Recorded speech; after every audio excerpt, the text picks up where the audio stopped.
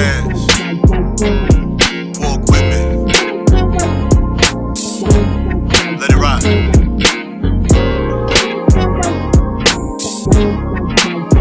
That's right.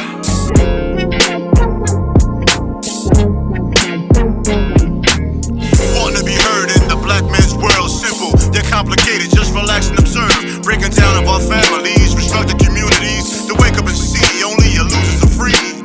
Your enemy is your memory. We at your door, black mail delivery. Your enemy is your memory. We at your door, black mail delivery. What's going on? What's going on? What's going on? It's your boy TallShon. TS is who I am. Tre-Dot is who I am. And this is episode 114 of the Black Male Podcast. And we have a special guest. All right. This guest is my offspring. My beautiful daughter. Dancia, how you doing today, dear? Hey. Yes. We back with the Bring Your Kid to podcast day. We're back with this is another episode. We had a successful episode with Tre-Dot's son. We had to split it into two parts because we went over our normal time limit. I'm gonna try my best not for us to not go over our normal time limit this pod, but we're gonna let it flow because if it's flowing, it's flowing. That's what we do. So how's everyone doing? How you doing, Dot? Great, man. It was a great weekend. Got a good radio run. I've never enjoyed myself like that at a radio station before. A lot of times those situations can be pretty boring, especially when you're at our maturity level and don't drink. You know what I mean? So it was actually dope. Everybody in the room was dope. When it was time to leave, we still didn't leave. We stayed outside another 30 minutes? Yeah, we did. We left the station ended at 12 and we was there. Yeah, the show ended at 12. We didn't leave the station maybe till 1:45, maybe. Yeah, 1:45. Yeah, that's a fact. Dialogue was good. Some good brothers, man. I liked it, man. We talked about some good stuff, deeper than hip hop. No, I totally agree. Dancia, how's your week? How's everything with you? I know that look. First week of school was very long. First week of school and internship, but it'll be worth it at the end. A lot of stuff. Well, let's get right into it. So you are right now in your what program? I am in the advanced MSW, which stands for Master Social Work program at Fayetteville State University. With my concentration in child and family, and I'm also receiving a substance abuse certificate at the same time. Okay, that's dope. That's dope. I know we've talked about this before, but what made you even want to go into this field? That's not a normal field that I hear people, which I'm glad you did, because most of us go into business like I did. I was in business administration, and I'm doing nothing with it in that. Well, I guess I technically am, but like, what made you go into that? Well, growing up, I already liked helping people. I already when it comes to like dealing with kids and adults, I can assert to different environments. Mm-hmm. So going into college, I wasn't really sure what I wanted to do. At first, it was, I want to own a daycare. Then it came, I want to be a children's doctor. Then I turned around, I was like, mental health is important. So I'm like, okay. So after all those things, I looked it up and I found social work, and I realized it's so broad. I can be anywhere. I can travel. I can go to the hospital. I can go into daycares. I can go into VA. Like, I can go anywhere and just flourish regardless, because everybody needs social worker or some type of like resource or help. So I was like, okay, I can do this, because I don't like to stay in one position for a long period of time. And with social work, I can jump to anywhere. So I was like, oh yeah, this is what it is. No, that's smart. I mean, with, like you just said, with mental health piece, especially in families, that's a big piece. You don't realize, and when you look at your own family, you don't realize the mental health issues within your own family. So when you think about it and you going within that field, I think that's because when you told me about it, I was like, I thought about it and I was like, that's a broad. And what you just said, I said that is a broad spectrum when it comes to education. Education, so many different places you could go. And then when you started your master's and you was like, yo, I'm gonna get a certificate in substance abuse. I was like, yo, I just built a website for a lady who does that. And I'm like, yo, and she's constantly working. These kids are battling with substance abuse like fentanyl is crazy. Like these opioid, like these kids are just taking them like candy. It's ridiculous. But all that stuff is also passed down. Like some of those like substance abuse and like people with alcoholism, some of that stuff is inherited. And no one really thinks about the mind when it comes to, oh, you can just stop. You can't just stop. That still messes with your brain. You have to, it's an ongoing process. Yeah. Well, nobody respects addictions, especially if they've never experienced it. Because when you battle with addictions, people look at you like you're a weirdo or you're lazy or you're just not disciplined or whatever. And that's, it's way deeper than that. And there's nobody you can really have those conversations with, and therapy is a powerful thing. A lot of people have had successful situations with therapy, but as Black people, many of us still don't believe in it. And many of us still don't want to be bothered with it. And it's hindered our development in a lot of situations. And a lot of families are broken up behind it. And even with friends can be a form of therapy, but more often than not, we don't have friends where we can have adult conversations, especially complicated conversations, because those answers aren't really to our benefit. Those are just answers that sometimes shut you up. Sometimes those answers come from a position of hate, and we don't even realize it. Our own surroundings sometimes are amplifying our issues. No, I agree. I definitely agree. I know for me, I did some few therapy sessions. I did like therapy for like a year. I can't even front. I kind of needed that because sometimes you need to like get out, you know what I'm saying, let out. You just need another form of just release.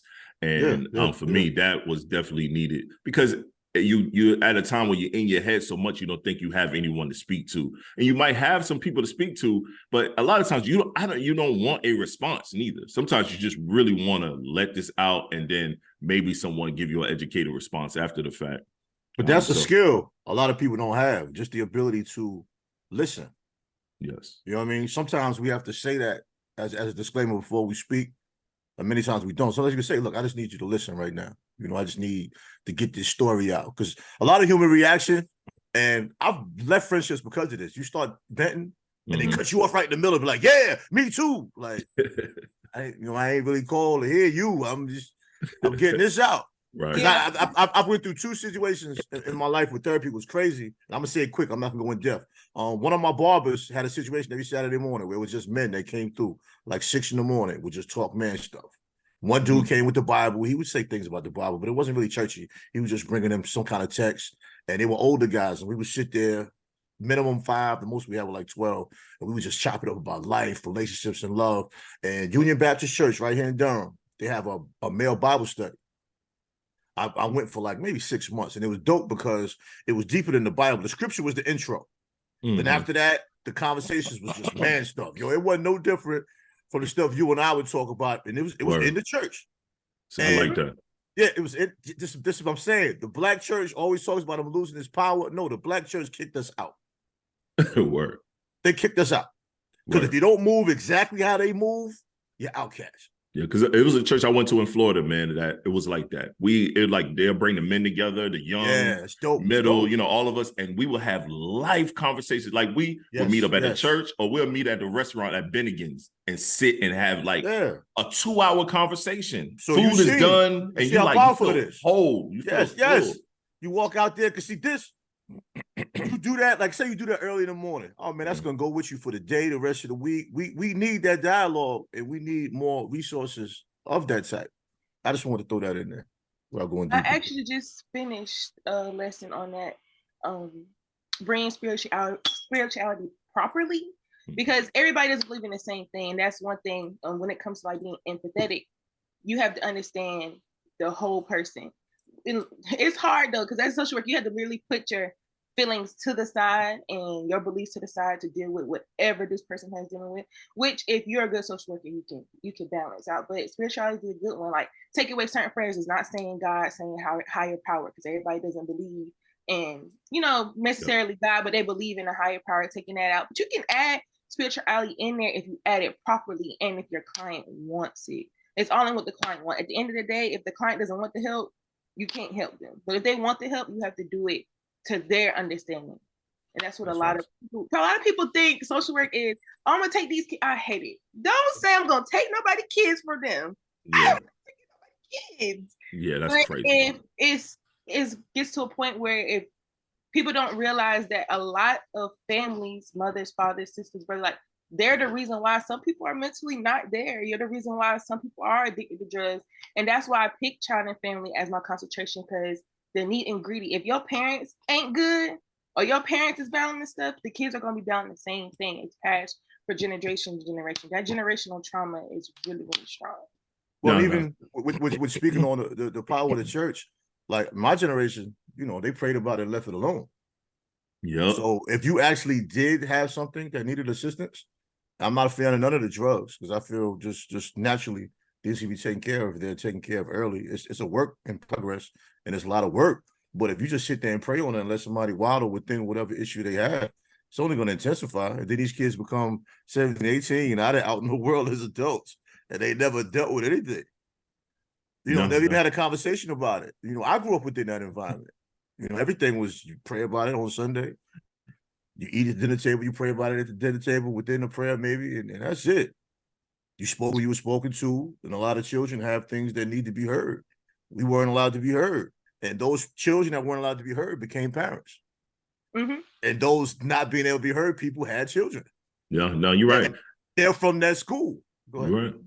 No, you're definitely right. I think even with me, with growing up, my mom, we wasn't a religious family growing up. You know, so my mom did send us to church, but she never really went coming up. I guess because she came from that religious background with my granddad and everything. So when she had us, she would like send us to church when we lived in Detroit, but she didn't really go. My dad definitely didn't go. But when we moved down south, it was like I pretty much raised my brothers. You know what I mean? That's the hard part about it. So when you try to look for guidance, it was hard to get that guidance because my mom worked a lot. So, you know what I'm saying? I know when people be like, yo, how did you like become the man that you are? I just literally watched and mimicked the stuff that I felt like I wanted to be and not the stuff that I saw that was detrimental. You know what I'm saying? Because I try to keep it at a peace, but at the same time, like with my daughter going in this field, are you going to get you a psychiatrist to help you when you have to deal with all these families and all their trauma? Oh yeah, for sure, baby. I am on the look. I am on the lookout. Because you can't help people unless you help yourself. If you don't know your triggers and you don't know what things you can and cannot deal with, like I know for me personally, I can't be at hospice. I cannot work in hospice when it comes to people that are like dying, or people, because you know people get out of hospice. You don't, some people don't stay in hospice forever. But when it comes to that, I know me, I can't deal with that right now. That's some of the worst shit ever. Yeah, I'm not mentally prepared to help a family get through grievance, and that's because I haven't had a lot in my lifetime. Thank God for that. But I haven't had a lot to grieve on when it comes to like families dying. So I know I can't put myself into that, but I don't know what other triggers are for me. So yes, I will be getting me a therapist. And psychiatrist, therapist, they're also two different things. One prescribes medicine and one does not. Right. So yeah. But look, let me ask this. We speak on mentorship a lot on this podcast, but it's always within men. You know, so now we have a young woman on here. Is mentorship important within the female community? Or things in place where you have mentors that you can speak to? Because we speak on all the time. We just want to get I think we're in agreement. We want to hear a woman's perspective on the mentorship situation. Yes. Mentorship is important. The group of females that I actually associate myself with, all of us, you know, we come together as mentorship, but we also have our separate. I like to deal with older and younger people when it comes to like certain mentorship, because older people can guide you in the right direction, but they're going off of their like past trauma, like don't do this because I did that. And then younger people are just like, okay, if this is what you want to do, then let's set it up to where you don't fail. So I deal with both, but mentorship is very important, especially someone that looks like you. You got to have someone that looks like you. Let me throw this in there. I want you to finish, but I want you to throw this in there within your response. Do you feel there's a generation gap with the older and younger women, as well as, you know, the men? We all know there's a big generation gap with us and the younger guys. We speak of that all the time. Do you think there's a generation gap between your generation and the older females? Oh, no, I don't really think it's a big of a gap, because right now the women that I surround myself with, women that I see, we're hustling and doing things that these 56-year-olds are doing the same time we're doing it. So it's like we're kind of going through the same things, and it amazes the older people. It really does. Like, you're 23, you got your own what? You doing what? You got what? Like, I went through a lot to get here. So it's like, we're honestly, I've had conversations with women 40 and up, and they're like, girl, that's some good advice. Like, what? You're this age and you're already spitting out that knowledge. You just have to be able to adapt, but it's not really a gap. Like, depending on what people go through, depending on the things we went through, it depends if it's a gap or not, depending on who you talk to. But I talk to women that I will aspire to be, and they're pouring into me, and I'm also pouring into them. That's dope. Yeah. That's dope. That's actually dope. Not the answer I expected. That was dope. That was not the answer I expected either. And we not talk about even close. Her and I talk about a lot of this stuff, and I do be amazed a lot of times. I'm like, yo, she do got a pretty dope friend group, or then people that she talked to, you know what I mean? And I'll be like, yo, dudes do not have that shit, yo. We do not have that. Yeah, it's a lot of ways to take it. It also can be that you're blessed to be in a solid situation. Yeah. Because situations I have now with my surroundings aren't what I had in my 20s, my 30s, or like early 40s. I didn't have those. Me too. I can honestly say if I had some of my surroundings I have now, when I was in my 20s, this podcast might be different. I can't say I would have known him. It definitely been different. Yes, we wouldn't be living here. You know what I mean? And my ooh would be a t-shirt. You know what I'm saying? Because it's but that's real. Because even me coming up, bro, I had a bunch of leeches around me. And that was my problem. I had a bunch of yes men, and I fell into the yes man mentality. You know what I'm saying? And that wasn't my case. But then I had some dope men around me too, my professors that I'm still cool with to this day. My business mentor was my professor, and he's still my mentor to this day. I could call Mr. Pete right now. It don't matter what time it is, and he's going to give me some advice. He's going to try to point me in the right direction, and he's going to throw me a client. LaShawn, here's a client for you. You know what I mean? He's so stupid, and he looked like us. The professor that taught me about dealing with dealing in Wall Street and how to invest, white guy. I still talk to him and his wife today. But I forgot about those things because I was like, yo, you start thinking, like, man, you try to, like, you think about your friend groups, and then you realize you got these two older people that's now, 60s and 70s. Except for Mr. Pete. It's funny, Mr. Pete are probably like you and I, Trey. He's like 50, and we like right behind each other. He was still going to school, and he was my professor. He was in his doctorate program, and my professor at the same time. Yeah. But imagine the climate of, with my parents. My parents are older than your mother. All the teachers cared. You know what I mean? We ain't had that. Nah, I ain't had that. All the teachers back there cared about the kids. Especially in school, like high school and all that. But as a parent, you're raising your children, the school is helping raise the children, and the community is helping raise the children. And it boggles my mind how the older generation don't see the difference and what these kids have to fight with. Like the time you put in with your sons, because you're newer to the situation, my son is grown. That wasn't happening. You know what I mean? The parents weren't talking to the kids like that. They wouldn't put in that work with the kids. Got a whole community effort. Now, being a parent is another job. Right. You know what I'm saying? It's a rewarding job. You know what I'm saying? It's a wonderful situation, but there's way more to it. And even dealing with mental health and all these situations, we have to have those conversations with our children. Back in the days, if you were having a bad day or acting out of pocket, you might have got a whooping. You might have got to sit to your room. All kind of stuff. Never was a conversation of how was your day, like what's really going on in school. I can remember getting in trouble in school, then getting in trouble at home also. And it was one of those times I really didn't do anything in school. I just got caught up in situations, but there was no outlet for that conversation. And you've had situations with your sons where you've had to have that conversation and maybe even go back to school and have a further conversation and make sure teachers are on point. Even anytime I talk to my daughter or any of my kids, anybody, the first thing I ask, how was your day? You do. That's the first thing. It don't matter. I asked Sean that. Sean come home from school or football or, like he was the camp. How was your day? Davon, I get him. I let him talk. Eric could be looking at me. How you let him talk? I'm like, I hear every 15 words, but Yeah, it doesn't matter if you just listen. let them get it out. Let them get it out. That's always been my thing, because I Verily, I love her to death. That's, love her to life. I forgot about this. What Trey makes you love her to life. Yeah, love her to life. She wasn't the one to ask you how your day went, or just let you vent. You know what I'm saying? So I try to make sure, right? I try to make sure I do this. I do the opposite for mine. Dancia call me, and because that's what we do. She'll FaceTime me. We get to talk. How was your day? And then I stop.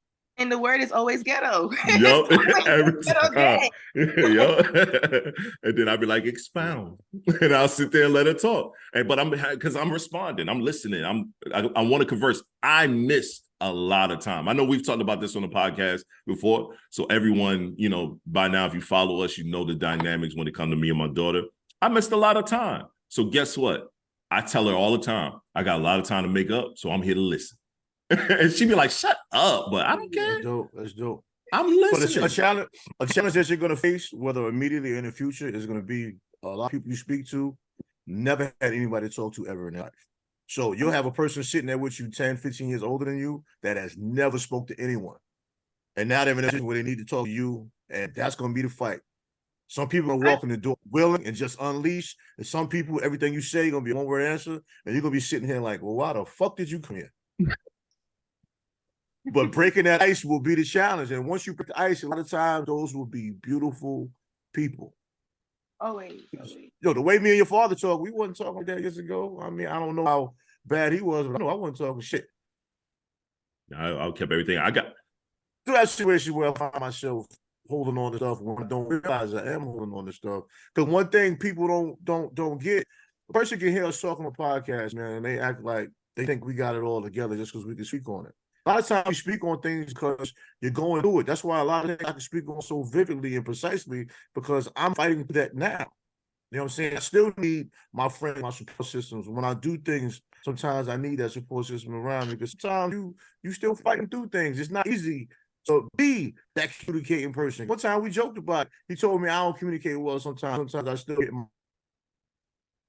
my He was like, yes, I know. I know I do it too. We all do that. That's going to be a major challenge, getting people to just open up and really accept what you're bringing to them, because that's going to really make your diagnosis and make your conversation dialogue problem, making them up, and you really can have that back and forth. That's the only way it's going to work. Erica and I had pod. We recorded our pod, right? And I asked a question to the pod, and I did not realize it triggered something in her, and she opened up like on the pod. And she looked at me. I'm telling you, when y'all see this, I'm gonna zoom in on the camera. I'm gonna make sure we get that look that she gave me, because I was flabbergasted. And she was like, "You don't tell me shit." She was just like, "You don't talk to me about nothing. You could do a better job." Like, she went in on me, and I was sitting there like, "Ma'am, oh my God!" Like last week, right? And she was right, because I don't. She was like about, us letting them in. And I asked a couple questions, and she, like, she precisely picked me apart right there. And I was just sat there, and I told her, I said, I have nothing to say. You are correct. And I got to do better job at that, because what it triggered her is because about a month or so, probably a couple weeks ago, I was going through a depression moment for about 2 months. I've been depressed as hell for about 2 months. And she's like, I'm not opening up. My mentality is work through it. TS, I'm going straight into TS mode. We're going to work through it. We're going to work through it. I'm going to figure it out. And shit wasn't figuring it out. Like, shit just was not figuring out. And it's figured out now. So I'm feel better. But it wasn't figuring out. So as a man, many of us have been through so many situations where we try to talk about a topic, and either women look like we're talking about important, either it's I've got us like it's some sucker shit, or they just say some, you know what I'm saying, evasive shit at the end is make you feel like, why am I talking to that person? So you kind of stay with that trauma. Even if you're with a wonderful woman that's so very understanding, deep in your mind, you still are having the feeling of that they really don't understand. And worse thing is the vent, and the person not even accepting your ventilation. That's a fact. I think like you're like I think for me, I got to do better because it's been 14 years. I can't keep using that as an excuse. No, it's not an excuse. It's more of a situation that has to be worked through, and it can't get worked through unless we do it. What I'm saying is, a lot of times we just stop doing it. I'm not saying it's right. No, I know it's wrong because I do it. It's not right. Both people got to work on that, and you got to let her know too. Look, when I talk to you, I need you to listen. Like really, like. Yeah, you're right.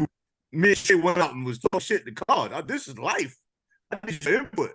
Right. You know, right. I don't know. Maybe we got to do that. What you about to say, Dancia? I know. I see the look on your face. I know you about to say something. What you got? The wheels are turning, honey. The wheels are turning. No, I can honestly say after because this is conversations that me and my friends have had also, and honestly, I can say for a lot majority of the women that I talk to about this topic is a lot of us don't know how to deal when y'all actually do put your emotions out there because we haven't seen it. So it's like when it comes to our Black men actually showing us how they actually feel and stuff, it's like to us, you're being aggressive. Like, I don't know how to take that, but it's because we really have never seen it. So some of us have to learn how to understand y'all. And that's a whole nother topic. But if y'all don't understand how y'all feel and y'all don't understand how to put it out, we will never get it. So it's like, it takes a lot of time and takes a lot of patience. Yes, it's definitely worth it at the end, but a lot of us women don't know how to see the sign. We'll see the sign, but we don't know how to interact with it. Like motherfucking accountability. Hold up, bro. My daughter giving a level of accountability out here. I need to hear this. It is, but yes, I'm saying though, isn't that work from both people? Yes. Yes, because if but the conversation is always that the man needs to work on something though. Yeah, that's what I'm saying. It's if I can only work on it and figure it out once he figure it out. Once you figure it out how you want to put your emotions out there, because okay, say this. If you tell me one day I don't want to talk about it, leave it alone. And I leave it alone, and the next day you mad because I left it alone, baby, you confusing me. Oh no, that's crazy. It's stuff like that. It's just like we ain't doing that over here. Like some topics you want me to ask about, some topics you don't want me to ask about. But it's all in like being patient, because at the end of the day, y'all are patient with us. We have to be patient with you. So if we want to understand your feelings, we have to sit down and understand it. So those are those conversations come from. You have to have those conversations. All right, now I respect that statement, because I was sitting here like, hold up now, but you're right. You can't do that. And I've been guilty of that. I have been fully guilty of that. Telling E, nah, I'm good. And then the next day I'm mad, like, damn, she ain't checking on the nigga. I'm struggling. And I'm like, and I had to, but I never said anything. I had to think to myself, Sean, you just told her that you good. So either you're going to stay good or you're going to really sit down and vent about it. So no, you're right. You're right. If you look at it, men and women really do the same thing with communication. We just do it differently. Mm-hmm. You know what I mean? Neither one of us tell each other everything. Neither one of us are fully understanding. And neither one of us always makes sense either. But we know what we feel and the origin of it. And we expect other people to understand the origin of what we feel. Like, all right, woman asks you something.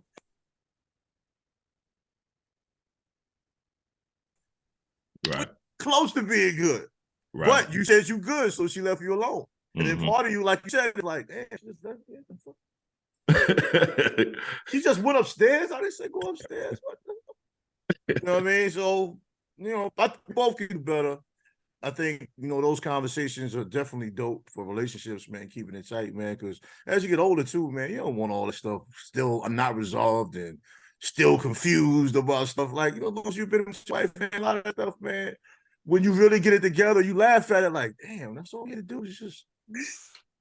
I mean, like sometimes somebody will tell you what's really wrong. You be like, that's all? Let's do this. Woo, woo, woo. And then all that just woo. Yeah. That's a fact. That's a fact. So Dancia, let's get into this. Now that you know me, you know the tall Black guy. Did it help clear up any of your thoughts of who I am and why you act a certain way or why you think certain ways? Yes. First of all, half my face is your face. Half my face is definitely your face. It did clear up a lot of ways that I think when it comes to certain things. a lot of ways that I think. yeah. It'd be funny because when we talk about stuff, you know, over these past few years, we talk about stuff, and I'd be like, "That's my thought pattern." I'd be like, "Oh my God."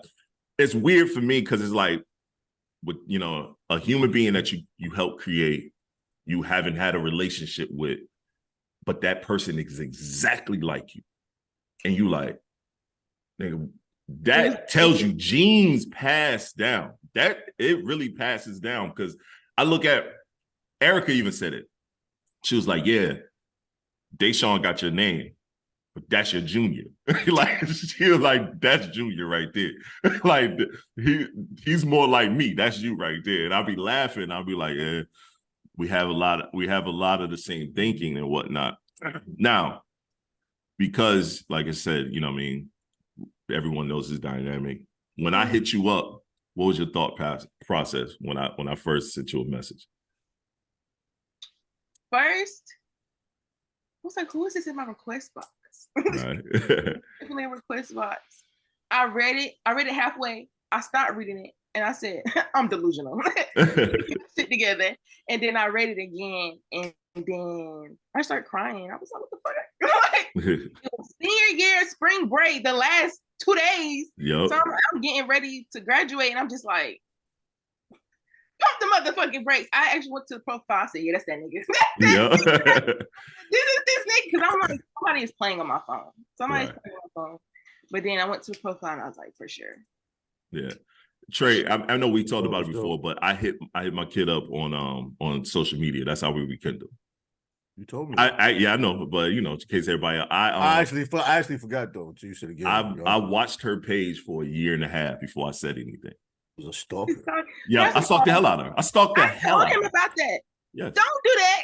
I block parents at a certain level of my life. Unblock, block. Yep. I stalked her, snatched photos. Everything. That first conversation is always tough in any situation, especially that scenario, because you never know how a child is going to react. You don't know what information is put in the child's head. I mean, my situation is different, but I had like maybe a year and a half separation from my son. That was loosely separated, and you know, it's just tough having that first conversation. He made it easy though, but one day you just wake up and like I'm sure he did, like, yo, this my daughter, yo, like whatever. Yep. No, bro, I had this note written out. I wrote this iteration of this note 20,000 times. I put it in a notepad. That's when I had just an Android. Erased it, rewrote it. And then one morning I said, fuck it. It was one night, I think. It was at night. It was at night. It was late at night, too. It was late. It was late at so night. Late. I wanted to do it and close the phone and go to sleep. Because if I did it and I would have watched it all day. I did it. I put it, boom, went to sleep. Woke up, I looked, no response. Look, a response. I said, oh shit. Yo, oh no, I still got the note. I still got the response. I was like, oh shit, she responded. And then we try to have a dialogue, and then I deal with niggas do. I put some bullshit on social media about her mama. Because I was still upset. Yeah, and she blocked me. But you know, I got 20 accounts. I hit her up from the other account. Bad days, 5 days in a row, every day. I'm still here. I'm still here. For you. You probably heard it though. Yeah. What is it? What you say? My nickname for you. Oh, I probably forgot. I don't remember now. I had a nickname for him for all my friends. But I was going through. Because he will only send me Instagram videos for That's like it. 3-4 months of our relationship. It was just us laughing at videos. We called him memes. We called him memes. We did. Yes. Yeah, I did hear that.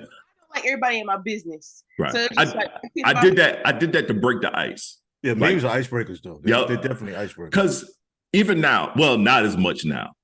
But at one point, I don't care now. We talking. But back then it was like, I don't want to be intrusive because I'm new to her life now. I ain't going nowhere now. We done communicated. I ain't going no goddamn way. You can block me on this account. I got another account. You can block me on that account. I guess what? I got another account. For the longest, I had a troll account. I was gonna hit you from that if you was gonna block my business account. so so for the long, it was like for me, it was like, all right, cool. But I understood it. I understood. Like it was weird. It was weird. It was crazy. Just like you cried, I cried like a motherfucker. But when we got together and we had quick meal, went to grab a bite to eat, and we were just sitting there talking. It was like it was good vibes, right? Yeah, because I'm a cool person. It just you don't know that until we actually sit and build, and then we start talking, and next you know it was a floodgates. I tell people all the time. I said, look, I wasn't in my daughter's life for a great part of her life, but me and her close like this. Like you can't tell me nothing about her. I don't care what you got to say.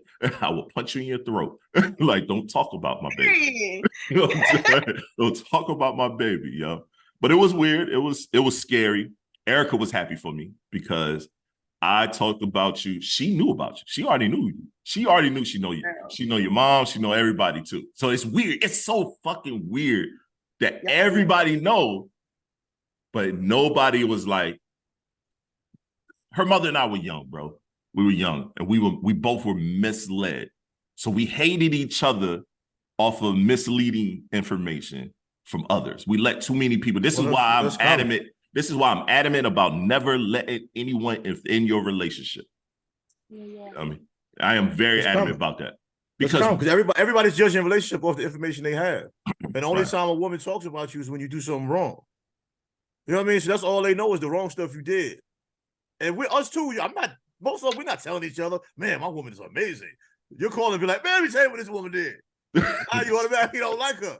I made up with her like 3 months ago. And you look at her like, shit. Yep. That's why I said keep family out your shit, bro. Because family have their own thought about you. And the whole time, y'all done made up. Y'all done figured it out. Y'all on the path of growth. And these motherfuckers over here, are you still fucking with that person? Yeah. You know what I'm saying? Yeah. That's why, like, she was with her little relationship. I stayed out of it. I ain't like this nigga. And I used to tell Trey. I used to tell Trey, I don't like this little nigga. I don't know. I don't know. But I said I'm gonna stay out of it. I was the Lulu. Yeah, but as a father, you probably not gonna hardly like anybody in the beginning. No. You know what I'm saying? Nah, I'm reasonable, bro. I had liked him at first, didn't I? Didn't I like him at first? At first for a little while. You tried. I tried. You did try. I did try. I tried to hook him up, music people, everything. For my daughter. But as soon as that shit ended, I called niggas. Fuck that fat nigga, bro. He do music? What he sing? He sing or something? Nah, he a musician and he a producer. Musician. Oh, yeah, producer. He wasn't a bad producer neither. But you get no play over here. None of my niggas is fucking with you. You could send them a beat. If I see your tag, fuck that nigga, B. All right. And you know they're gonna do it. God. Jesus. They gonna do it. It's like, y'all know, TS said we can't fuck with him, so we're not gonna fuck with him. But so in relationships, let me ask this question.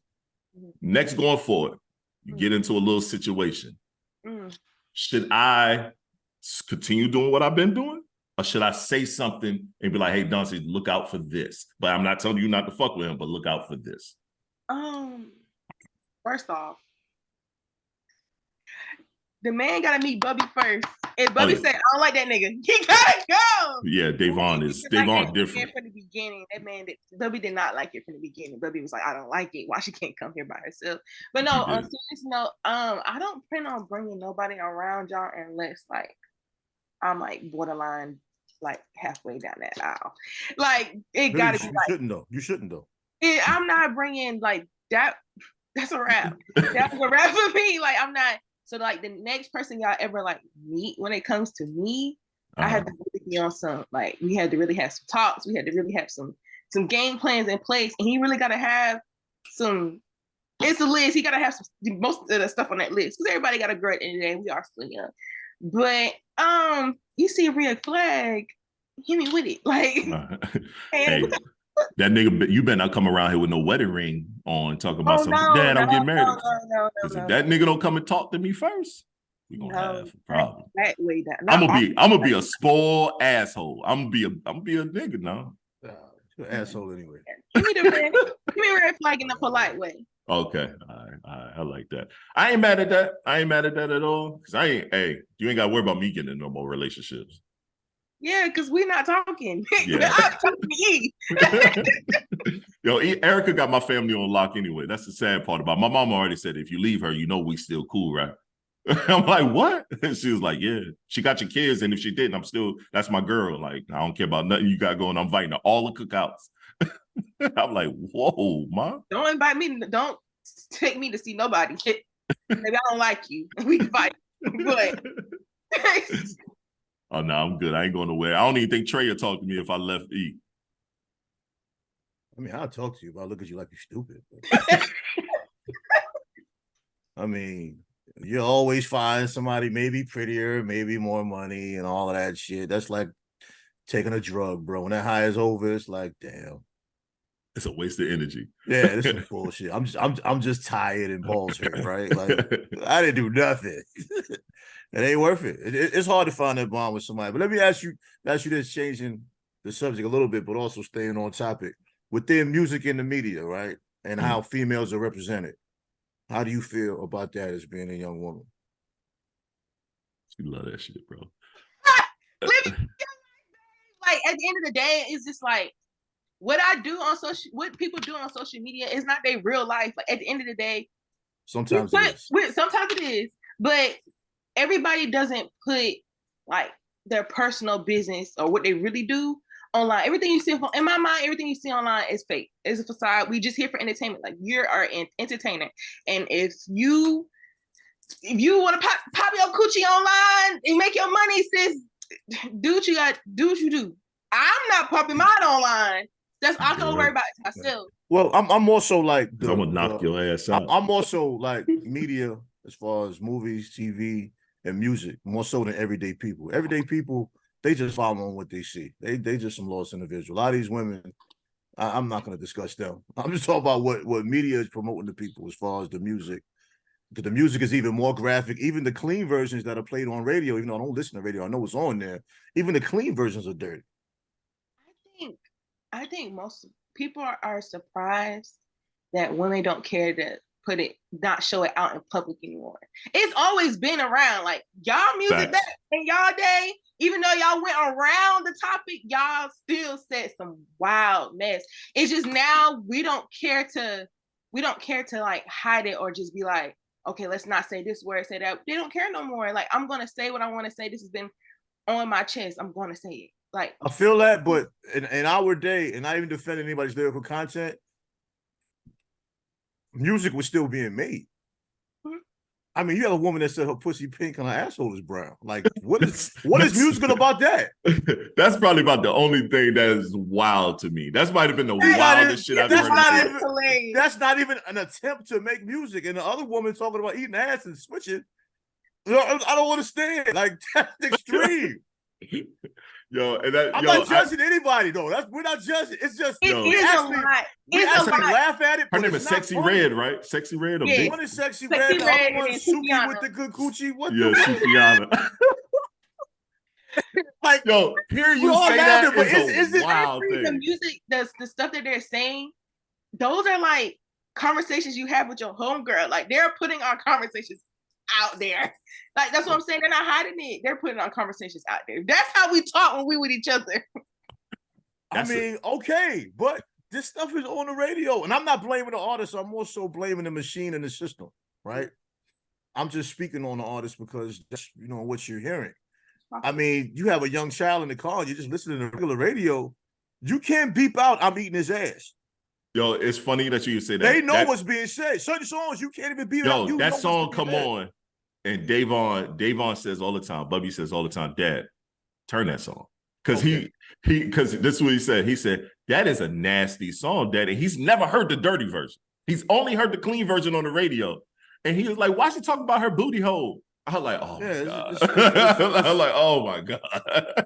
I mean, there's a place for everything, but man, like I'll say this. The problem is right now with Trey is that it's so many young female rappers now, and so we hear it a lot. At one time, it was always drug gun talk on the radio with the guys. I'm fucking this bitch. I'm doing this. I'm doing that. I'm doing that, and we hear abundance of that. The sad part is, as soon as we hear a female talk in that manner, it's like, oh shit, we're clutching our pearls. I can't believe she's talking like that. And the sad part is, there's so many, and not even the sad part is, the part of it is right now in the industry is so many of them that a lot of dudes are shocked to hear it. I'm not mad at the female rapper. Me and her we had this debate just the other day about female rappers. She tried to say I didn't like somebody that I actually like a lot. Flo Milli is one of my favorites. I like Flo Milli. You like her because I put you on. You were hating at first. Oh, I told you I had her music before the world heard her. All right. She's from Miami. I am not a fan of female rappers. I wasn't either. I wasn't either at one time. I wasn't at one point. I wasn't either. Not saying there aren't any female rappers that I like. I'd be lying, but I've just never been a big fan. I think people, when it comes to like mainstream stuff, yes, that's what's making the most money is what you're gonna hear the most. Facts. But if you back up and look behind that, there's some really dope ones. Dope lyrical female artists. Of course, yeah, there's plenty of them. But you're not gonna get as much clout as me saying some reckless ass shit. You're not going to get as that much clout for that. That's a fact. But saying that reckless shit, a lot of these people are here today in September and they're going by November. But same thing with the guys. All that drill rap shit. Think about it. Lil Durk and Lil Baby, they fall into the wayside right now. Them little niggas, they had a good run. You don't hear nothing from them bros. They had a crazy. If that's the example you're using, they had a crazy run. I'll take it. Bro, if you look at it, it really wasn't that long. It's probably been a year. No, but I'm talking about it was a crazy run, though. That run just went bananas. But I know what you're saying. Right. There's people that have been less than that and didn't do nothing. Right. So, of course, right now in urban music, just as someone that's engulfed in it, right now, the labels are only pushing for a 6 to 8 month run with all these artists right now when it comes to urban side. You got the other side, they pushing for longevity. The sad part is the other side are doing our music, but they're reaping more of the benefits of it. You know what I'm saying? Like if you look at Taylor Swift was literally all country at one time. She's now pop, and if you notice, she's doing a little bit of R&B too. She's catering. No, listen to it. Listen to the project. You'll be shocked. You'll be like, what the fuck am I listening to? I will never know. My problem is I listen to everything. So yes, I'm not listening to it. That's the A&R in me. That's the A&R in me. I listen to everything. And it's sad. It's sad. I love and promote the women. No, we was at the radio station just the other day, right? When the dude asked about young artists that's coming up in the area, I named more female artists than I did guys. I named more local female artists than I did guys. And it's not because I couldn't name more guys. It's just because these girls are nice. And I'm like, he probably knew about the guys though. He wanted you to tell him names he didn't know about, and that's what you did. I can also, so you gave him a perfect answer. What'd you say, Pam? There's more longevity with us female rappers too, because a lot of the male rappers are getting killed off. Like y'all still doing hood stuff, but you're in the mainstream thing. So it's like a lot of them are rapping too. A lot of them are dying. So it's just like female rappers aren't as dying as fast or getting killed as fast as these male rappers. So you're gonna have a abundance of female rapper or female artists, because a lot of the male artists that are actually good, they're dying early. That's a fact. We had but they're dying before they even blow. Like blow good. It's never pause. Oh my God. Yeah. Oh Lord. Whoa. Flag on the Whoa. Whoa. What just happened? In front of my kid. Yeah, this is a wild scenario in front of the baby.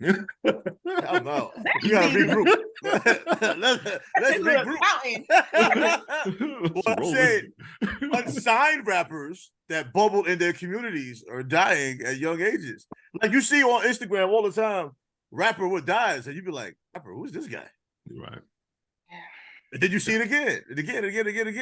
So it was like a 2-month span where we lost like 3 or 4 like really good bubbling artists. Yeah. Yeah, the disregard for life and respect for each other's existence, it just keeps getting But worse. that's bad in our community. That's the shit that's wild that I don't understand. We should be at a point now where, yes, I don't believe in black and black crime.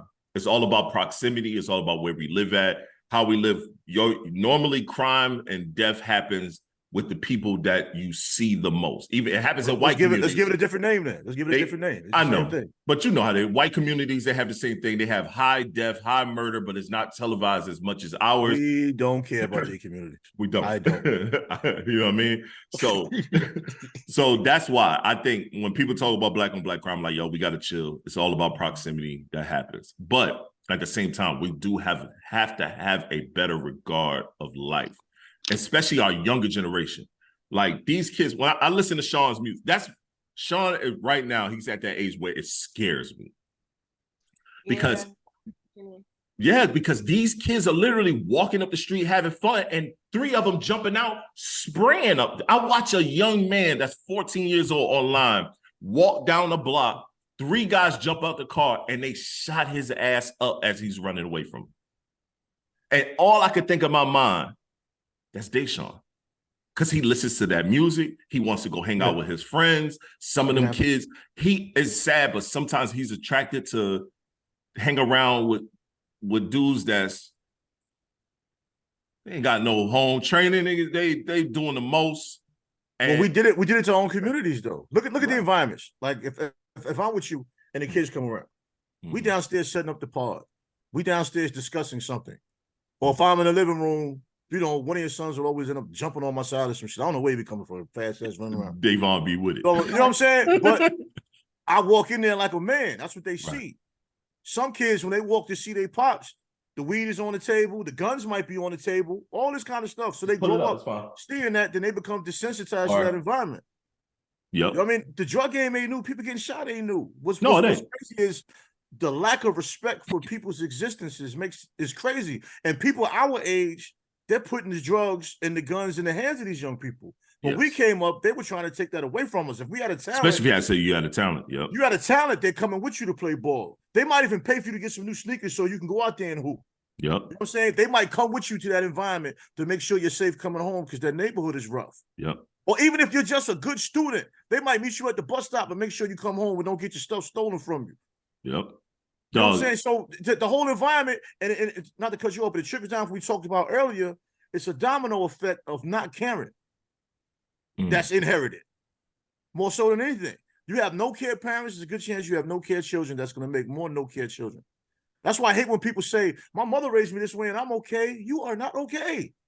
You are not. You are not okay. I just watch you beat up your daughter with fists. Why is that okay? And I did see that before. Why is that okay? What do you mean? Yeah. You think you're okay? That's not okay. No, it's not. It's not. No, you're these totally right. Kids, these are the kids that have to hang out with your son. That was my biggest thing with my son. We can send him to private school. We can do all of these things. We can have him in AAU. We can have him on computer camps and all of this. But there will be times where he's with these other children. Yep. There's a good chance he's going to see somebody get shot, robbed, commit a crime, or do some old crazy shit that out of his mind. And my son still ended up seeing traumatic environments, even though we placed him away from it, because you can't hide from the realities of society. The realities of our communities is it's fucked up. And nobody cares about life. And with a young lady, it's even scarier because these niggas is crazy. Oh my God. Man. Oh my God. Yes. You know what I'm saying? They're crazy, man. That's another thing that scared me with her ass with dating, because niggas be doing the most. They too emotional. I've never seen a batch of emotional issue men I've ever seen in my life. These young dudes they have no emotional intelligence, none whatsoever. I'm like, what is going on, son? Just to break up with a man is dangerous for these women, because a man won't accept a breakup. We didn't do all that. We've been in our feelings a little bit. We be in our feelings. But there were a few people that went too far, but everybody knew who was the women beaters. And you go warn women, hey, he known to touch women. You leave that guy alone. Now it's like, yo, dudes just get mad. And they actually do what people said they would do in our generation. People always said, if I can't have you, nobody can have you. But they ain't do nothing. Now these people, they say that, yeah, they might do something. I never said that. I have a 30-day rule. Once we break I up, mean, I'm 30 I've never days of said it, trying. but I've heard plenty of women say that. I don't know about 30 days, but like as I got older, as I told you, I realized I didn't have relationships like I thought I did. I didn't have any. Mm-mm. You know what I'm saying? Because when you're young, you think you're in a relationship because you consistently be with a person. Whoa. You know what I'm saying? And it's far from that. Whoa. And it's That's far a good from one. that. That's It a is good far one. from that. And a lot of women like consistency because they don't want to be having sex with random people.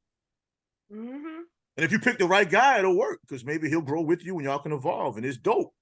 You know what I'm saying? No, we're not gonna talk about sex. I don't want to hear that from her. I know she's grown. I know she's active. I don't want to hear Ain't it directly. I'm just agreeing. it. Don't No, say it, Trey. I'm gonna leave it alone for that old man getting his feeling, his daddy feeling. Right. No, honestly, for like us, for like female wise, it's not just the men my age, it's the men older than me too. 35, 36. We don't know those guys. They is 40. They is wilding. They're wilding as well. Like it's not even just the like breaking up or just saying no thank you. Yeah. People are getting killed for saying no thank you. Yeah. And then now I'm rude, now I'm a bitch and all this stuff. And it's just like, sir, I told you no twice. You still proceed to come over here. Now you're getting cussed out and now I'm getting shot. Like it makes no sense. And then that's my biggest fear. Because y'all women do not know how to walk away when they get in their feelings. They're gonna say something slick. And then that dude gonna react. If I'm pumping my gas and I'm telling you I'm good, thank you, appreciate you, and you're still going, I gotta still get pump this gas regardless of me leaving or what. Right. Sir, That's a fact. I'm okay. You can say the bare. You're right. Yeah, I mean, some dudes just won't give. That's scary to me though. It's scary.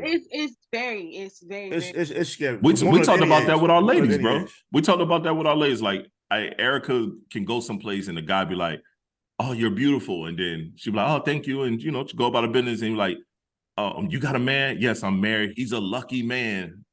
And they keep going and going and going, and she's sitting there like, "Yo, I just told you I got a husband." First of all, that's the corniest line ever. That's the corniest line ever, bro. Nigga, you don't know if I'm lucky, man. I might be in purgatory, dog. Yeah, this woman might be crazy. You know what I mean? Like, you're a lucky man. Let's shut your ass up. Man, you let that go? You broke up with that? Are you happy that blows me? Oh, yeah. Yeah, no, she get that too. You remember the meme we saw? Even if I wasn't, leave me alone. Nah, that's what this chick said. She had a meme. And she was like, if you ask him, am I happy? She's like, no, I'm not happy. My relationship is in turmoil, but that's my husband and we're working through it. Word. And I was like, I've never heard somebody communicate that. Yes. I thought that was dope. Yeah, no, me and my wife ain't happy, but she mine. And we gonna figure this out. We trying. It's crazy. And nowadays it's so easy to find, like, just to search up someone's name, find an address, phone number. So they're wilding. Like social media got y'all messed up. We had phones where we had a busy signal. Well, she kind of grew up. She was born in that era. Yeah, but she was young. She wasn't really out there. We had the busy signal. People would pop up at your door and ring the doorbell. Y'all ain't really got no problem. That's what her mama did. Popped up at my door, rung my doorbell. Yeah, if you look back on it was some caveman shit back then, man. How you doing? You got a side chick at the crib, think you doing something, your girl at the door, ding, ding. You be like, whoa. And we do that now. I pull up on your ass. Now that's pretty extreme. Like, I don't answer the door if I don't know you coming. So, you'll be outside. You think I'll be outside? I ain't gonna lie. That was my past life. I was that same way. This is bad, but I should be saying this with my daughter-in-law. But I was messing with two women at the same time. I had one girl at the house, another one knocked at my door, and I went to the door and peeked through the door. I'm like, "How may I help you today?" She was like, "You're not gonna let me in?" Nah, I can't let you in here right now. You went to the door? I'm not. Yeah, I went to the door. I'm not going to the door. I think what's crazy now is a lot of us females don't care. We don't do the charades no more. Okay, sir, you don't want to be with me? Okay, and it's funny how it irritates y'all spirit. Well, some dudes, yeah. It's like you say this you'll say, "I don't want to waste shit. We can just chill." And the female say, "Okay, that's fine. I didn't plan on being with you anyway." Now your feelings is hurt, huh? Yeah. No, I've seen a bunch of dudes be that Nah, I'm way. good with that. Me too. I prefer that. I have to be connected to you for you to say anything that affects me. Go- If I'm involved with you and you say some old slick shit, even if I know you didn't mean it, that shit hurt a little bit. I might act Yeah. like it didn't, but when Yeah. I'm sitting home by myself, that's the main thing I hate about living by myself now. When shit hurt, it kind of hurts for real. And I'm calling That's this real. dude and be like, yo, son, like, I don't even want to leave the house right now. I feel fucked up. No, And bro. it didn't hurt at first. Now I feel bad. Yo, that's the thing. For like, I can't speak for all men, but I know for us, the woman that we care about, you could say something. That'd ruin my damn day. I'd be Oh sitting my there. God. Erica what? could say something to me and I'd be sitting over there sulking. Yeah, like, what? Damn, what the fuck she saying for? I don't want to eat. I go to the gym, work out crazy hard, then I feel worse. Yeah. Man. Yeah. You better say, I ain't like the way you said that. It took me it ain't 2 even days. that. They might be right. Yeah. You know what I'm saying? They might be right. Word. So Word. it's different scenarios. It isn't always Word. we keep it a band on here. It could be them totally right. Yeah. But sometimes I talked to my father about this. This is one of the few times me and my father had the real conversation. Sometimes you have to step away from a situation. And everybody's step away is different. It might be an hour. Some people got to step away a few days. And you think about something that was said to you or something that happened around you. When you step away from it, it's different. You be like, damn. Yes. I kind of do need to fix when that. you think about it. Like I said, me and Erica Pye, when she said it and I sat there and looked, I listened, I ingested what she said. And then after the pod was over, I sat here, I had moved the footage and I sat here and I was like, God damn, she was right. You're like, all right, let me try to fix this and fix this one moment. Yeah, as women, y'all gotta understand too. When you build a bond with a man, I'm not talking about like when you're young, you just getting started in building, but when you really have a relationship and both of you genuinely love each other, and you know when you have that, which still isn't perfect, still requires work. Yes, like we're not intentionally putting you in positions of not understanding what's going on or making you feel like we're being distant. You know what I'm saying? The difference don't know how to deal with them feelings sometimes. No, but I'll tell you this as a young woman, the thing with a lot of men, we can have issues with you and we won't say anything. Mm-hmm. You know what I'm saying? Men a lot of times pick our battles with women because we don't want that tension with y'all. So you might aggravate us 10 times and we don't say nothing to the 11th time. Y'all say something else like the first time, second time. Third time. And then a lot of times a woman will have the situation of, and some women say this, I give you all of me. I make all these sacrifices. Woo, woo. Both people are making sacrifices. It's just one is nipping stuff in the bud and the other one is trying to wear that pain. Not saying women don't wear pain. We just do it differently. Yes, we do. And that conversation a lot of times doesn't work because before I'm finished talking, a woman's going to cut me off. The woman that you dealt with. Put emphasis on that.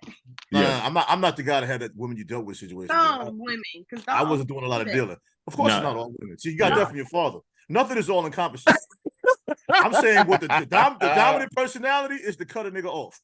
Yeah, yo, you hear what he saying? You got that from your father. Yeah, because your pops doing that. He do that bullshit every time I say something. Not everyone. I'm like, it's not everyone. Come on, man. I didn't say everybody now. Come on, man. Nothing is all encompassing, but a lot of people, that's what goes on more so than an understanding person that really wants to hear you out. And it can be the person you select, the person you're attracted to at the time, the person that's attracted to you, but we have to learn that also. That's a fact. We definitely have to learn that. I had to change up. I had to change up everything that I was attracted to. I thought I was attracted to, because I kept picking the same woman over and over for a while. Certain levels of deviance as a man, we gotta have. Yo. That's a fact. Women do that too. Y'all know that, right? Yeah, we know. Yeah, but we just say we do it. Y'all stupid asses have babies from these niggas that y'all know y'all shouldn't even be doing that with.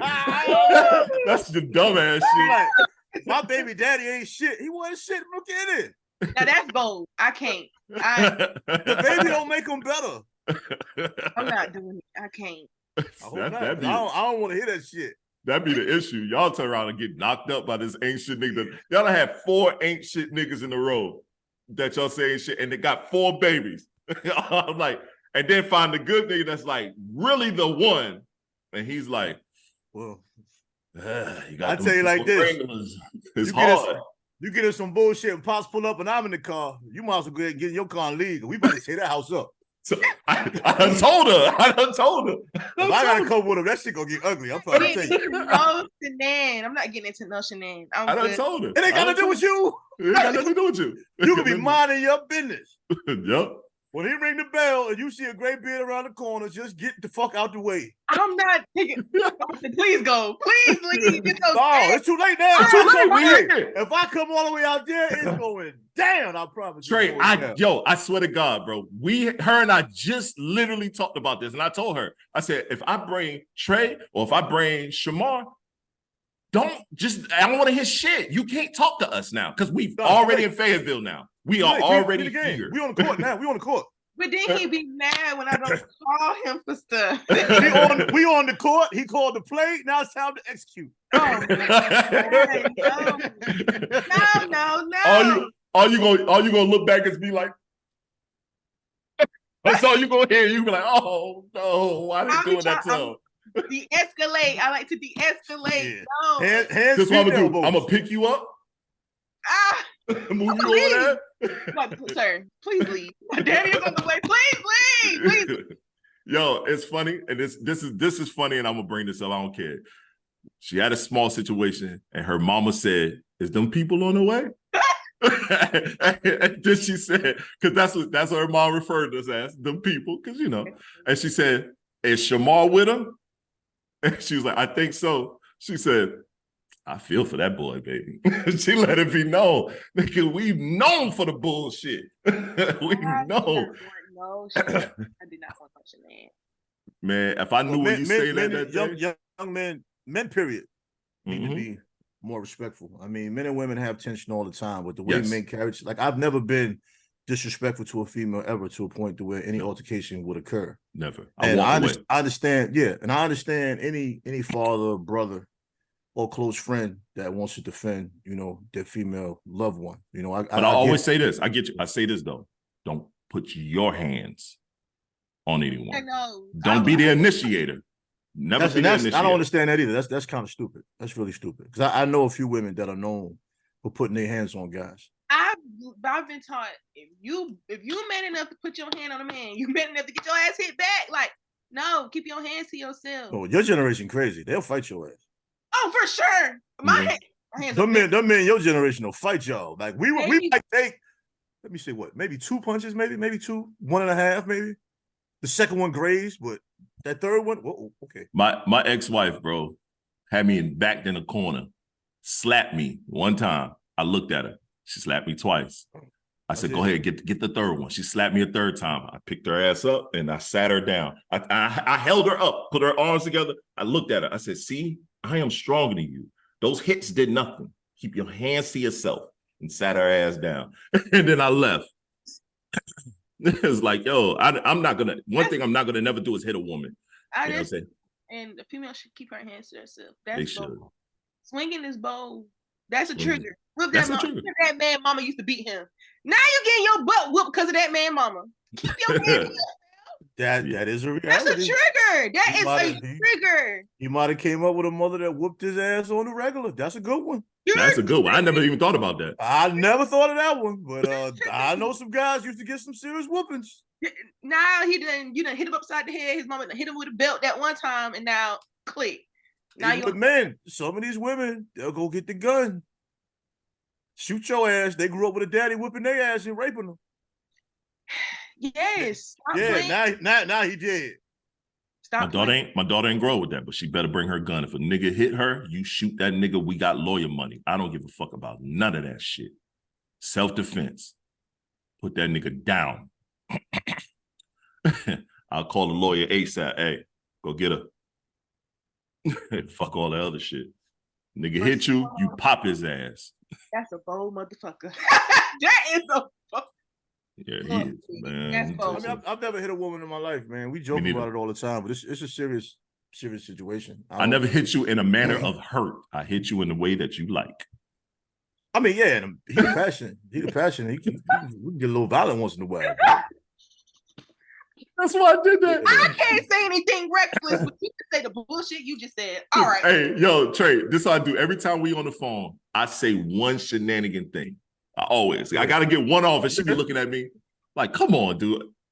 Just saying. The funny thing is, like, if my son is on this podcast, he can say all kind of outlandish shit, and we don't even flinch. No, I don't care. She can say all that she want, but it's funny. There's certain things you don't want to hear us say. Cut it That's out. a fact. That's a fact. That is a fact. I don't want to hear that shit. I was just about to say that. It's certain things I don't want to hear. So we complain about the double standard, but on this podcast, the double standard is in effect.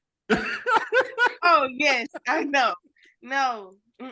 So, Dancia, quick question. Quick one. You got anything you want to ask us or me?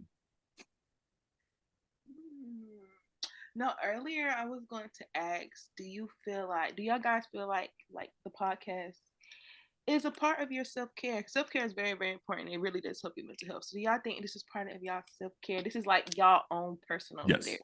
Yes. Yeah, we spoke about it on the podcast several times. It is because we've had episodes where I could tell my brother was going through a lot of things. I'm going through some things now. So it is because throughout a busy day, like I work a lot of hours, unfortunately, at this point. You know, he has a lot of projects going on, then has a wife and kids at home, and we both really, I'm not gonna say busy, we both stay scheduled, right? Yes. So a lot of times those conversations can't be had. And we get on here, sometimes things come while we're talking. And a lot of times we can laugh through things. There's been episodes where we kind of got a little misty through a few things where certain things might hit. Yeah. You know what I'm saying? And our podcast is on video, so it's not like we hide none of that. If something happens and it hits one of us in our spirit, I mean, so be it. Yeah. You know what I'm saying? That's one of the reasons why we put it together. And we named it the way we named it, and we speak how we speak. When we was just at the radio station, not knowing, he spoke to me about the podcast, and of course he's with me, so we both do that. And we had the whole room shut down for the time we spoke. Shut it down. We actually had a mini pod that we could have shared with people if it was recorded. You did record some of it. We had something we can actually share for promo because we actually went in and it was impromptu, which made it dope. So that was a moment of self-care for other individuals also in the room. You know what I mean? There's power in words and their usage, and we don't use that power because we speak a lot of things that don't have life. You know what I'm saying? We got to bring our conversations to life. And this is what we do here. This is what we did there. And I think that set the blueprint from whenever we go somewhere. That's how we're going to do it. I think for me, Dancia, is this. Sometimes I need male camaraderie. You know what I'm saying? We all do. Yeah, that's a fact. And for me, I'm always at home. I'm a homebody that just, at this ripe age of 42, I'm just home. I've been in these streets a lot, and I don't care to go in them unless if I go outside, I go outside with a purpose. And if you notice, every time I really go outside, I go outside because of him. So I'll go and get up with him. You know what I mean? Be running out. Yep. So that's what it be. So for me, it's like, all right, cool. When I come and be able to cut this camera on, set this microphone up, I get to talk to my brother in a manner that only my brother understands. You know what I'm saying? Like sometimes Erica even says like, yo, I like that conversation that you guys had because that's a conversation you couldn't have with a woman probably. You know what I'm saying? Like it's that camaraderie. It's things that we can say that he understands that most, if you're not a man will understand. And this is therapeutic. This is literally, I do enough talking through the day. I don't do a lot of talking, to be honest with you. I only really talk when it's time for the pod or when I'm talking to one of y'all. That's and it. Off camera goes even way, way, way more intense. You know what I mean? But there'll be a lot of things we can't really share because it might offend some people. It might throw some people off. It might, But our before and after pod conversations is a whole nother podcast sometimes. Yeah, it'd be wild. I'd be like, can't really put all that. we can't say that. But how about you? When you getting into podcasting? I've been pushing for you to get into podcasting. When are you getting into podcasting? What's your thoughts about, especially in this current climate of podcasting? Plan on after grad school. I'm focused on grad school right now. So after grad school, for sure. I honestly love podcasting when it comes to like watching it. Because I grew up, I'm a YouTube baby. I grew up with YouTube anyways. When it started getting real, people started making real chunks of change, but I never really put nothing out there because I really down for just sitting down and just talking instead of like vlogging my everyday shenanigans because I be some shenanigans but I really do like podcasts. It's just debating if I want to do it with a group of girls. Do I want to mix it? Like, how do I want to do it? And really finding a name. Finding a name is like the hardest right now, but it's gonna come. That'll come to you. That'll come to you naturally though. Yeah. Because one day you can just be around and just boom, just come. Because this pod initially, like when I came up with the name Black Male, it was how we have it now. But a previous co-host of ours was like, no, it should be male as an MAIL, like you passing out information. And that's what we did at first, the Black Male podcast. When then we brought Trey on. It was me and Daryl, and then we brought Trey on. And I know Trey from the beginning was like, what the fuck is it called? I didn't like it. I love Daryl though. That's my guy. Dead ass, but I didn't like that at all. He didn't like it, but he was like, I'm gonna let it rock. And then when we because I was a visitor. What people don't understand is from the first episode, I just met him. Yeah, that's a fact. We are just I walked in the door. Yeah, I didn't even know neither one of them at all. Yeah. I just called him. I said, hey, bro, you want to be on the pod? It was supposed to be like a show. He was like, why not? And then he pulled up, and then we started taping. That was us getting to know each other. Like, we've talked online, and we talked over the phone, but our first meeting was lights, camera, and action. You know what I mean? That was it. That's how I got down. But then when Daryl and I, brother, that's you've met Daryl. We got into a little altercation. And we ain't talked for about a year or two. We ain't talked for a little while. Him and I was like, all right, let's keep the podcast going. And then we was like, Black Male. And he was like, yeah, because that bullshit that y'all was doing. And I was like, all right, you're right. I don't know if I said that, but you maybe did. I did. You did. Maybe I did. I don't know. But your father said him and I wouldn't work. He said two people won't work. I did say that. I didn't think it would work. And the reason why I said that is because before all this podcast boom shit, and technically we were one of the first ones really doing it like this. It was crazy because that's always been my biggest problem in life. I know how to create, I don't know how to promote it. And I could be the first to do some shit, but I don't know how to promote it to the masses. I could promote your shit, but I can't promote my shit well because I overthink everything. But you're stubborn when it comes to marketing and promotion, though. I am very. You're stuck on textbook ways to do shit, and you're quick to say something won't work. Like, you love to tell me what I'm quick to say, and you might be right, but I don't see it as that. And it might not be completely like that, but there's definitely parts of it that's right. But anything with marketing and promotion, you're quick to say some shit won't work. You're right.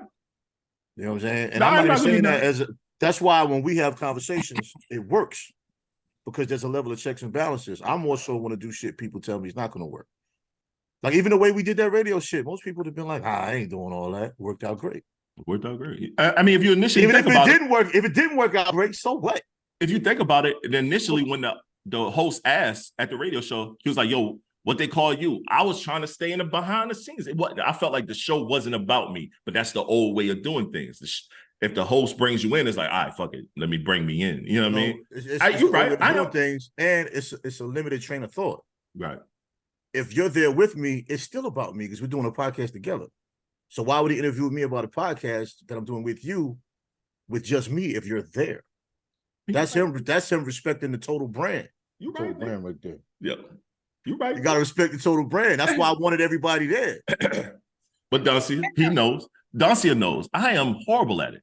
I get in my way, and I don't know how to not get in my way. And I know too many dope people, but I get in my way because I don't know. I really don't know. I'll tell you this: the pains of podcasting is when you have a quality product and you're not giving fast food. Like, even with me being as an artist, man, and I didn't get crazy numbers on my video the first day. It was like 100 views, but I got at least 50 comments and emails, whatever. People just appreciating solid content. So the issue with that is, as I compare to the podcast, is getting it to the people. Right. When the people receive it, they're receptive of it. But the hard thing is getting it to the people and weeding through the masses because it's so saturated. And even when you get into it, it's going to be saturated again. There's a lot of Black women that have podcasts, but a lot of it is ratchetness and they're talking crazy. people gravitate towards that because it's entertaining. Yeah. You know what I'm saying? I don't know what kind of show you'll do, but I'm sure it's not going to be to that level of wretchedness. And what we do, it's more than just intellectual. That's why I do a lot of the clips, because some of the clips are the comedy, some of the clips are serious, some of the clips are sports, some of the clips we have guests now. We do guests. You know what I'm saying? And that brings people to it. But like I say to him, a person might see 10 whole clips before they even watch the show. He wasn't a fan of the clips at first, but my thing is, yo, bro, somebody got to see us, man. Somebody has to see us, bro. Somebody got to see us. There's no way we on here, we got the hats on. You know, he might have something else going on, or me and him might have a dope conversation. Somebody got to at least hear a piece of this, man. That's how I just look at it. Just as many clips as we can put out there. I mean, within reason. We don't want to just put 100 clips out there for whatever. So I gave myself a numbered maximum, but people don't understand the work that actually puts into trying to give good content. Dancia, I let him and Erica handle the clips because I know I'm going to overthink the clips. I always do. And then I want shit to look a certain way and be sized a certain way. I just let them handle it. I just walk away from it. Let them handle it. That's another problem. That's another problem. That's another problem I think both of us have. Mm-hmm. Because you said something to me one time about workout videos. You said to me one time about just talking in general videos. And I overthink those like shit. Yeah. Like nobody wants to see me in the gym working out, do that shit. Nobody wants to see me. And then you do that workout. You did that workout thing, and them numbers was crazy on that one. No, because that was new to me, and I want to share it to people. I said that's dope for the core. Mm-hmm. And I had a fucking day. You know, sometimes you have a fucking day. Fuck it, I'm gonna do it. Right. If nobody likes it, okay. That's the beauty of social media, though. If you're doing a product or just promoting yourself anyway, you can just put it out there, and if nobody likes it, like who cares? I know this much. You love your hair, show it. In 2024, I'm hiring my daughter. I'm hiring niggas. I'm about to get out the way. I'm about to let people handle this shit for me because this shit is rough for me. Because I be stressing myself out, overthinking. I don't even know if you noticed, Dancia. I'll ask you certain things because I know I want to get your honest opinion. I'm not goofy, and I'll be like, okay. I'm like, he want a real answer. Let me get my shit. I be wanting a real answer. Let me get that real answer. Because I be trying to figure this shit out. I be like, all right, yo. Your generation is key. Your generation is key with a lot of things. Like my son is 29. It's also key because we're at an age to where certain things that we think aren't important might be important to y'all. Like our podcast isn't just for the over 40 or the over 35s. Right. There are young people that I work with that listen to the podcast, that listen to my music, that I didn't realize that these are the ones that are buying merch from me. They're the ones that sold my hats out twice at work. Young people. We're gonna you know what I'm saying? Yeah, y'all gonna purchase. Y'all damn sure purchase. You know what I'm saying? Like, so the thing is, then it made me realize also, when I'm saying to him, it's deeper than the product. It's just people feel a connection with me. Mm-hmm. That's like our goal. I would say next year, we have to build a better connection with people. I agree. We got to build a community. Yes. You know what I mean? Because that connection is what, like when people meet us, it kind of, I don't know how you looked at it, but I thought of it like, damn, man, we just need to come out a little bit more because he basically told us to our face, we don't do this here. Yeah. But this is great. Yeah. Dancia told me that. She even said that y'all go outside more. You remember that last event you and I went to?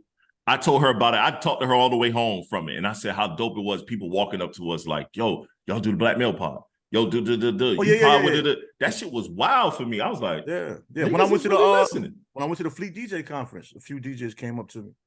And people now, when they see me, people just walk up and smile, and I'll talk to them. I don't know what the fuck I'm talking to, bro. I don't care.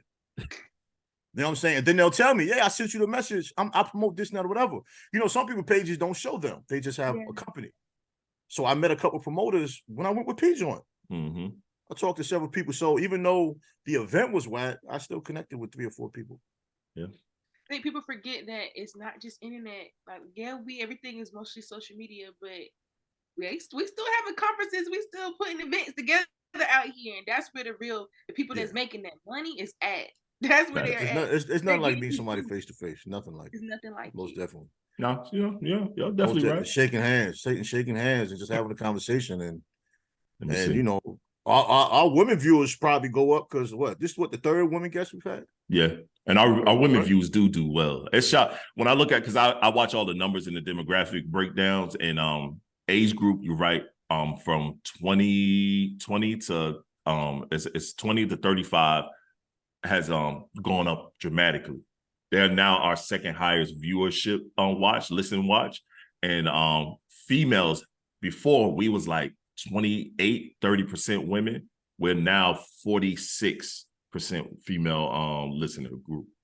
Like we've grown up a lot. Let me ask you this. I put myself on the spot with a similar question. Let me ask you this.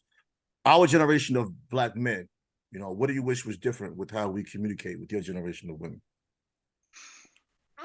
Or what do you think that's missing, can be improved on, however you want to place it? What can be done with that dynamic from your perspective? From y'all generation of men to my generation of women? Yeah, there's that gap, yes. Y'all need mentorship from men also. We do. We definitely do need mentorship from men.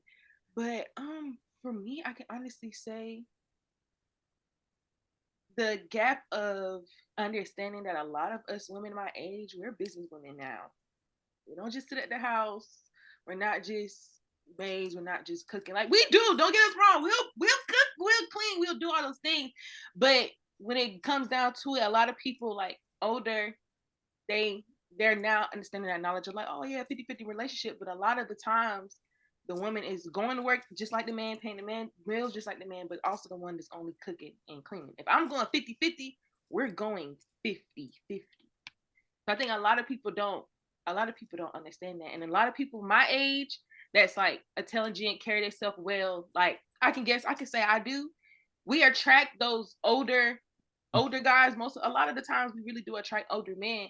And it's like they come to us and just think, oh, she don't know.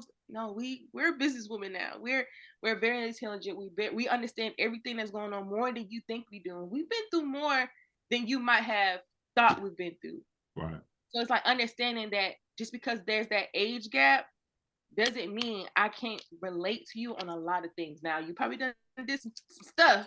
Yeah. I ain't did none of half of that, but I still can relate to you in that way, but maybe differently. Right.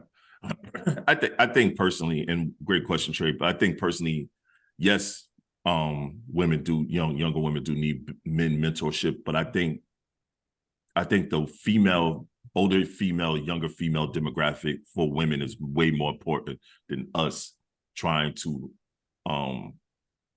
integrate into what they have going on. I do think we should listen to them more. Like I listen to my daughter more when it comes to that's a good answer what she has going on. Like yeah. I learn stuff, you know what I'm saying?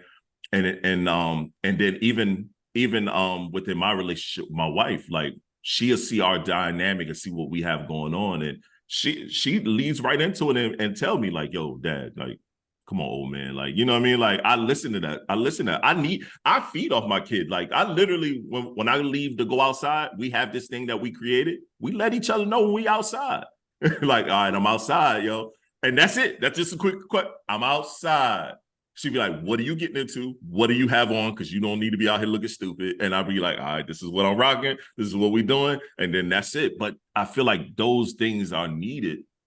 And that community, like as a dad, you know what I'm saying? I know I had my shortcomings coming, but now it's like, yo, my thing, this is in my mind. My thing is not to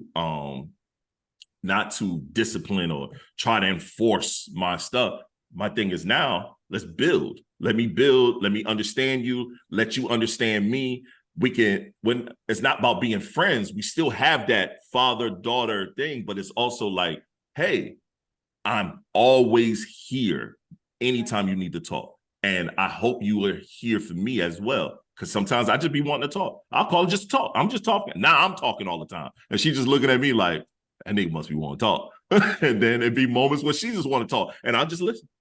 Oh, that nigga want to talk today. We just talk. Or we be quiet. We be on the phone quiet, say a couple words. We be chilling.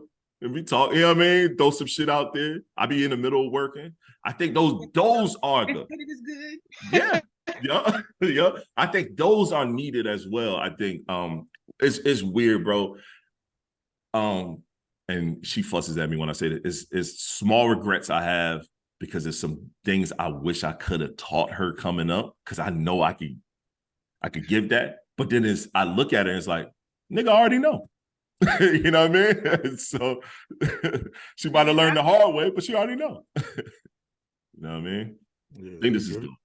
This is dope. I don't have any more questions. I don't have any more topics. You got anything, Dancia? Nothing. Nope. Dot, we're about to end, my brother, end this off with some positive notes. No, I thought about this morning. You and I had this conversation offline. Relationships and understanding. I think sometimes we take it for granted when we have relationships, whether it's romantic, platonic, or even family, with understanding people. We just assume everything is understood. Understanding people don't always understand, and we speak on communication a lot, but we don't speak on it from a position of exactly knowing exactly how to do it and when to do it. We're all a work in progress. Let's all do a better job of communicating. And even when people don't understand it, let's put them in a better position to understand. Because the people that love you do want to be there to help you. They want to be there with you for that ride. That is your support system. We all have one, whether it's small. I speak of a half moon all the time. My half moon is solid. And sometimes I don't lean on them like I should. And I deal with it myself. You know what I'm saying? Let's do a better job of that. The fact. I'm with that. That's great. Great job, man. Once again, I'm your host, TallShon. TS is who I am. Tre-Dot is who I am. And go ahead. End it. Go say, who are you? Dancia. There we go. This is the Black Male Podcast, episode 114. I think this is probably the end of the Bring Your Kid to Pod Day. And we out. Yeah.